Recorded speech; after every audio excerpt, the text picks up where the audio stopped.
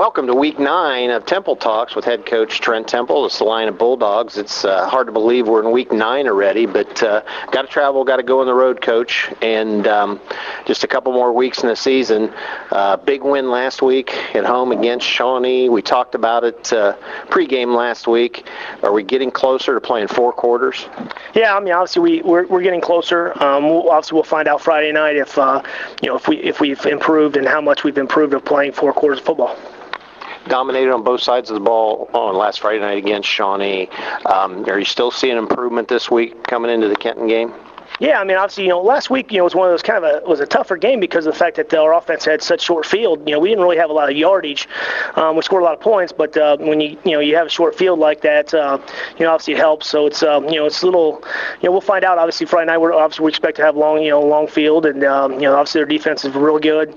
And their offense obviously is getting better when you watch them compared to week 1 to where they're at right now. They're getting better on that side of the ball as well. Kenton's definitely playing for a playoff spot. I think they're 3rd in their region. It's always tough going over to Kenton. Kenton's been a big thorn in Celina's side. It's been 14 years since Celina's come up with a W. They've been a thorn in everybody's side, though. So not just us. Obviously, they've dominated here the last quite a few years. Obviously, with they finally don't have a Malk at quarterback, and they don't have a Division I quarterback. So that's obviously nice for us. But however, they do have a Division I tackle and probably a Division I secondary linebacker guy. So that's the flip side. Usually they have Division I athletes on both sides. This year they just have it on one side of the ball. Last year, Celina played Kenton pretty tough. Came up on the short end, but I think sent us a little bit of a statement last year. Didn't back down, played hard.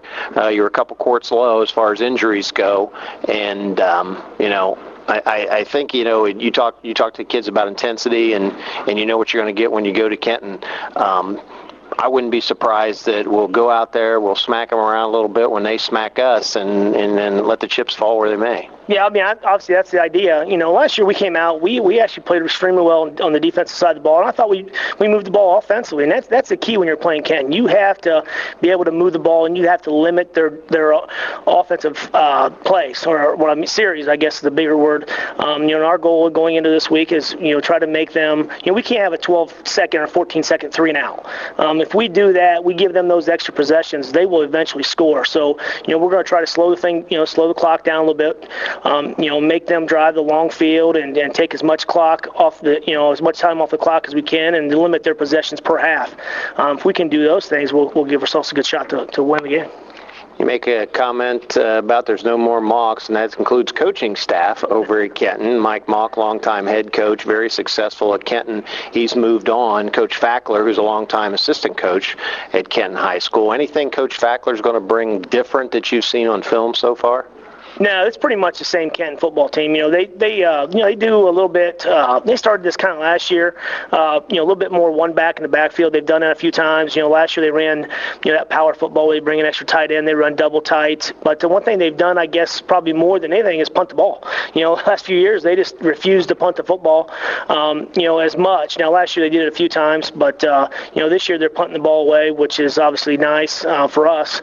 But they don't onside kick it every time like they've done in the past. So those are really the little minor differences that they've done. A lot more gadget plays in the past, but they're a little more basic football with Coach Fackler. Well, best of luck to you on the long trip. You got 2 more trips, one to Kenton this week, get that victory, and then we go to Elida next week for the final game of the regular season. And best of luck. I know Kenton's just a hard trip to make, but best of luck tomorrow night. Hey, thank you. There's no doubt about that. It's going to be one of those games that you buckle up, strap on your shin strap, and let's go play some football. But thank you. Another edition of Temple Talks with head coach Trent Temple, Celina Bulldogs, Week 9. We'll bring you the game tomorrow night, live from Robinson Field in Kenton, Ohio, with Jim Hyatt and yours truly, Phil Schumann, on K94.